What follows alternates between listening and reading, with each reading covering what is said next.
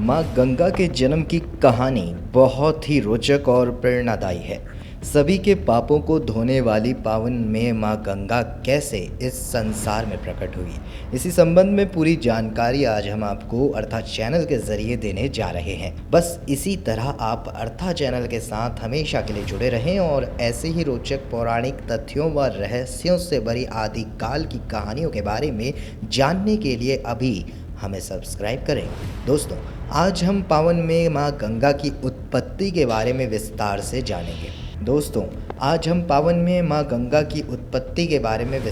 जानेंगे। सबसे पहले आपको बता दें, गंगा मैया का उद्गम दक्षिण हिमालय में तिब्बत सीमा के भारतीय हिस्से से होता है, जहां सर्वप्रथम गंगा का अवतरण होने के कारण ही ये स्थान गंगोत्री कहलाया। हिमालय से निकलकर यहाँ गंगा जी 12 धाराओं में विभक्त होती है।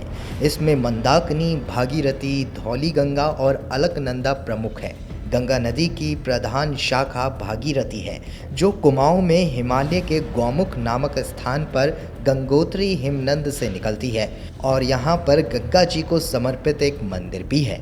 अब आइए जानते हैं कैसे हुई गंगा मैया की उत्पत्ति।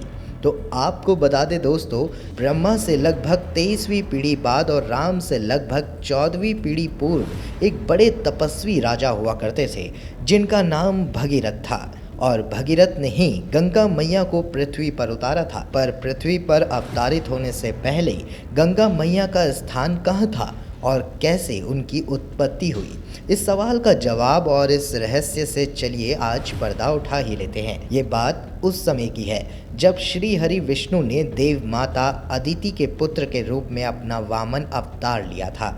उस समय धरती और स्वर्ग लोक पर दैत्यराज बलि का राज था। वो अपने गुरु शुक्राचार्य के बताए मार्ग पर चलते हुए निरंतर चलने वाले यज्ञ करवाते और गरीबों एवं ब्राह्मणों को दान देते थे, जिसका अभिमान और अहंकार भी उनके अंदर खूब झलकता था। उनके राज्य काल में देवताओं के लिए बुरा समय तब चल रहा था जब उन्होंने देवताओं से उनके सारे अधिकार छीनकर असुरों को थमा दिए थे, जिससे आम जन को कष्ट भी भोगने पड़ रहे थे।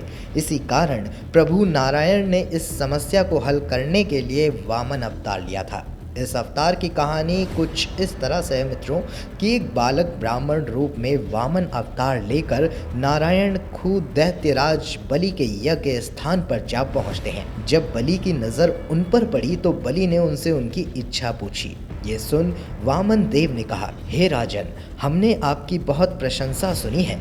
आप महाप्रतापी व हम महादानवीर हैं, इसीलिए मैं भी आपसे कुछ दान मांगने आया हूँ।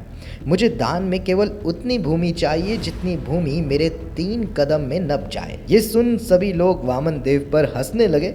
महाराज बलि भी अहंकार में आकर हंस पड़े।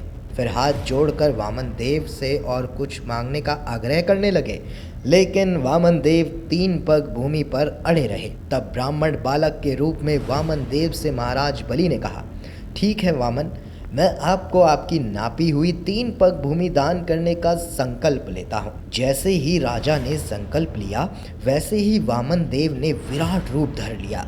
लोग भयभीत होकर इधर उधर भागने लगे। वामन देव ने एक पग में धरती और दूसरे पग में आकाश को नाप दिया। जब प्रभु आकाश को नाप रहे थे, तभी उनके पैर का अंगूठा ब्रह्मांड में टकराया और वहीं से दिव्य जल बहने लगा, जिससे प्रभु श्री हरि के चरण कमल धुले। वो दिव्य जल की धारा जैसे ही प्रभु के चरण धोकर नीचे की ओर गिरी, तभी ब्रह्मा जी ने उस जल की धारा को अपने कमंडल में धारण कर लिया और यही जल धारा ब्रह्मा जी की पुत्री गंगा कहलाई।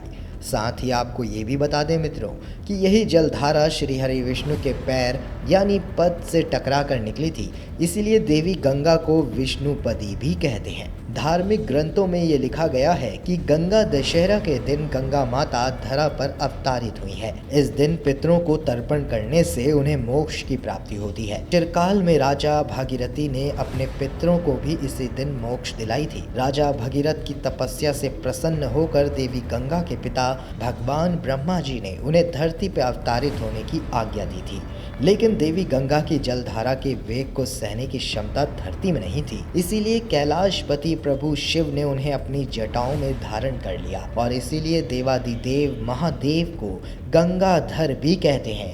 महाराज भागीरथी की तपस्या से प्रसन्न होकर उन्होंने अपनी एक जटा खोल देवी गंगा को धरती पर आने दिया।